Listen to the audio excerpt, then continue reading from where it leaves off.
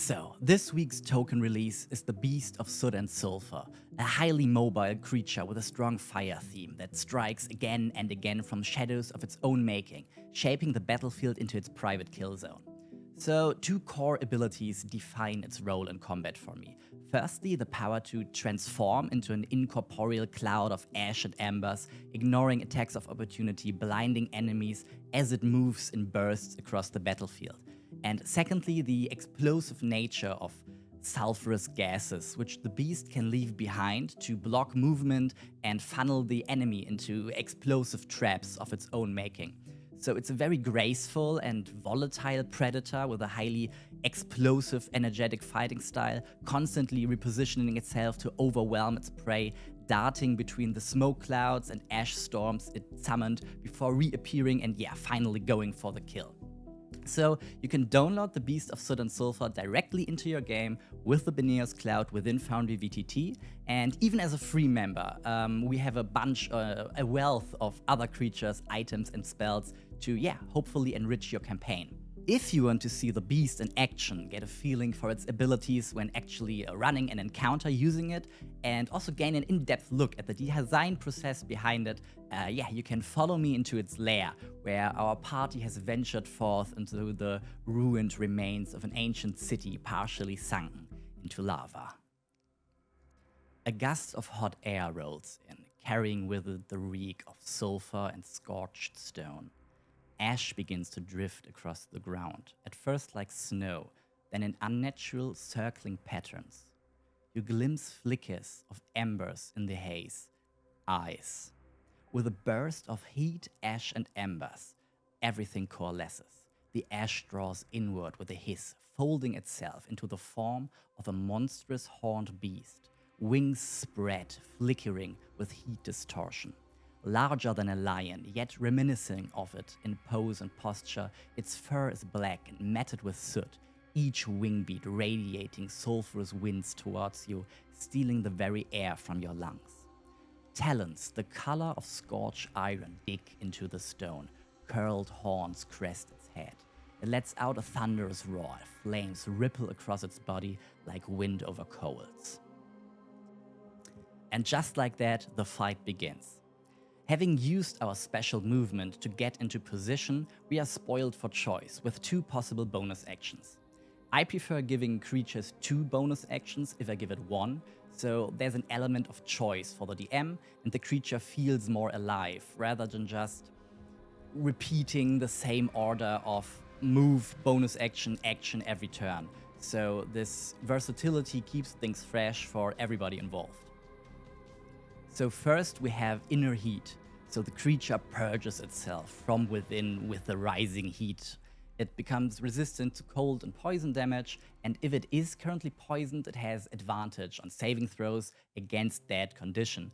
And more important, on its next turn, it can release this building heat for some AoE fire damage against creatures nearby.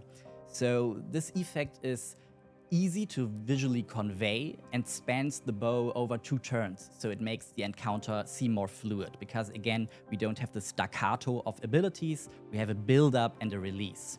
Then, more importantly for us right now, we have Flame Leaper. So it's another mobility ability with some damage sprinkled in. So the beast can leap up to 30 feet as a bonus action, and upon landing, it creates a small fire explosion with a twofold purpose.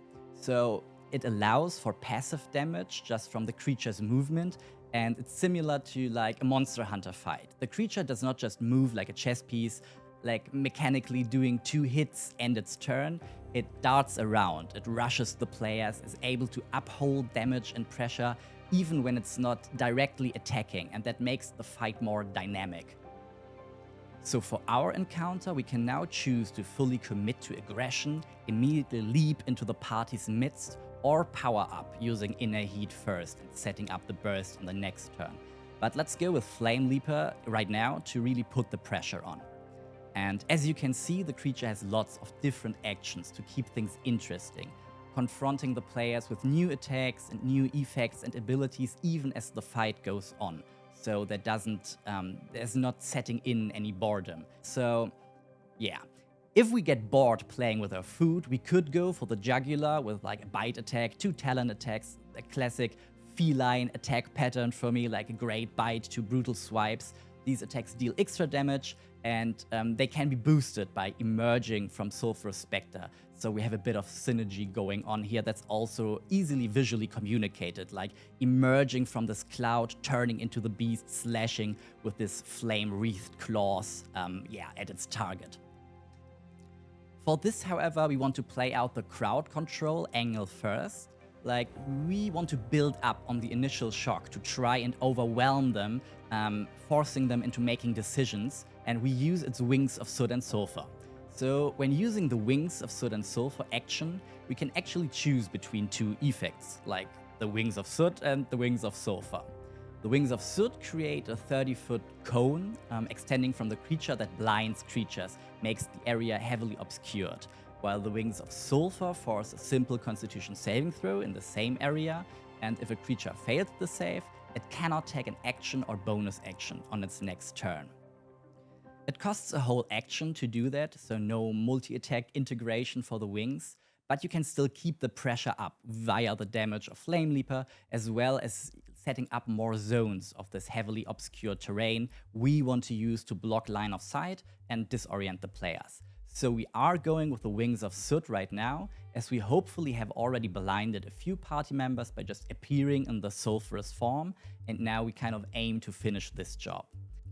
We could also go for the Volatile Veil. I'll explain what that does right away, but there's a reason why we're not using it just yet. So, Volatile Veil is a fun one. I had to put it on a recharge for balance purposes, to be honest. So it creates a cloud of ash and smoke in a 20-foot radius within 60 feet. So this cloud, of course, is heavily obscured, but if it comes into contact with an open flame, for example, any of the beast's own abilities that deal fire damage, this cloud explodes and deals fire damage to anything in its area. A successful saving throw prevents the damage entirely, so no half damage there, to as well give a nice little motivation boost, but it allows for many fun plays, with the most effective one being setting up the Volatile Veil and immediately jumping into it with the Flame Leaper for an immediate explosion as action bonus action. And the players will easily grasp that obvious synergy, and that furthers their understanding of the creature as like a living, thinking being, rather than just being, a stat block, a big old bunch of hit points. So we are now in a very decent position. A few of the party members are blinded, they have taken some initial fire damage, and the creature's concept has been made pretty apparent. So while it's fast and aggressive, it's also a clever hunter. It uses its elemental powers to blind and confuse its prey. So as the party now retaliates, we spring our trap, Shrouded Retreat. When the beast takes damage, it can use its reaction to immediately transform into its Soot and Sulphur form and just fly away. But if Volatile Veil is currently charged, it can leave the explosive cloud behind at the point from which it moved away. So this perfectly sets up a cheeky flame leap right back into the action on its next turn, or more devastatingly, a well-aimed pyroclastic breath. More on that later. Shrouded Retreat can be used twice per day, which is a neat trick I like to pull often. So once to surprise the players, and once to see if the players have learned anything from the first time using it against them. The moment steel bites into flesh, the beast bursts apart with smoke and embers. In an instant, it unravels into a stream of ash, twisting through the air like a living shade. Before you can react, it's gone. In its wake, a burning haze expands outward, clouding the space where it once stood, the faint smell of sulfur alarming you of an explosive follow-up.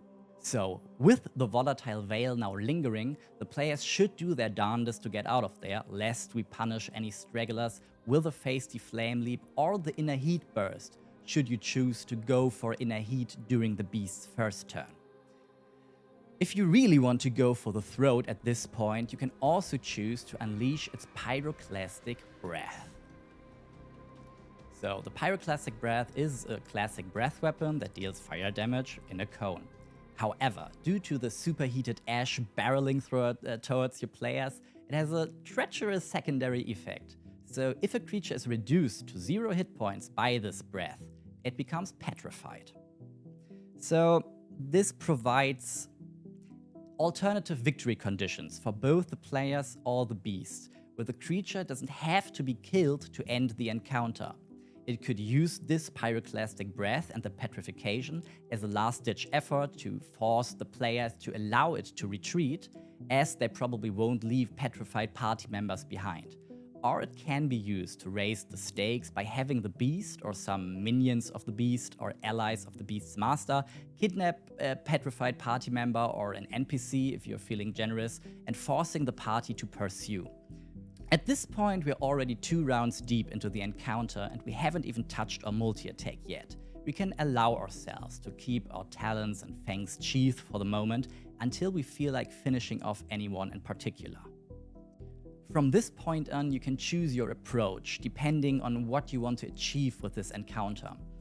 You could give the players another round to rally, find their footing before retreating, and once they get back into formation and get their whole train running, you could leave with the threat of returning once they let their guard down again. If you already got some good hits in, possibly with Volatile Veil and the Pyroclastic Breath, you might have already petrified an unlucky party member or 2, allowing you to either leave and let them deal with the fallout of a petrified party member, or you up the stakes via an attempted abduction, forcing the players to pursue the beast to its lair or back to the lab of its master, or wherever you want your players to go at this point. So as I've hopefully demonstrated, the beast makes up for its mediocre amount of hit points, a moderate AC of only 16, with high mobility and powerful debuff abilities. So it can fly, it is immune to damage while moving in this amber cloud form, and its crowd control abilities are very effective at making it difficult for the players to actually get a line on it and harm it, as well as setting up the next wave of abilities for the next turn to keep the combat fluid. So the DM can fire from all cylinders, as the beast's vast pool of abilities will keep the players on their toes. It's very important that the fight against the beast of Soot and Sulphur does not feel static at all. It must constantly move, change the battlefield, and force the players to adapt their positioning, adapt their tactics, and not feel safe anywhere in the battlefield. And the more difficult the terrain is to traverse for the players or to navigate, the more dangerous the beast gets, because it's unimpeded by all these things. So the lava temple, for example, really is the excellent choice to get most out of it, as the creatures are immune to fire damage, can dramatically emerge from the lava like the molten rock pouring from their wings, and their mobility makes it difficult to fight them on the broken terrain, as it's always faster and able to place the Volatile Veil ignited with a Flame Leap or the Pyroclastic Breath and create these explosive and visually very impressive moments, while also forcing the player's movement, as they have to risk taking damage or getting lost in obscure terrain. But they also kind of need to group together because the terrain doesn't allow for a wide spread.